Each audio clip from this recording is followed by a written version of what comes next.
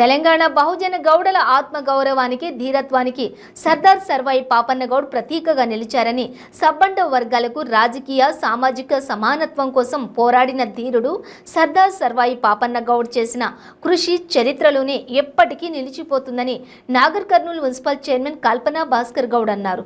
జిల్లా వెనుకబడిన తరగతుల సంక్షేమ శాఖ ఆధ్వర్యంలో నిర్వహించిన సర్వాయి పాపన్న గౌడ్ 373వ జయంతి కార్యక్రమానికి నాగర్ కర్నూలు మున్సిపల్ చైర్మన్ కల్పనా భాస్కర్ గౌడ్ హాజరయ్యారు. ప్రతి జ్యోతి ప్రజ్వలన అనంతరం సర్వాయి పాపన్న గౌడ్ చిత్రపటానికి పూలమాలలు వేసి నివాళులర్పించారు. ఈ సందర్భంగా ఆమె మాట్లాడుతూ బహుజన ఆత్మ గౌరవ పోరాటానికి ఆయన స్ఫూర్తి అని చెప్పుకొచ్చారు. జమీందారులు మొగలాయిలను ఓడించినటువంటి ధీరుడు అని ఆమె కొనియాడారు.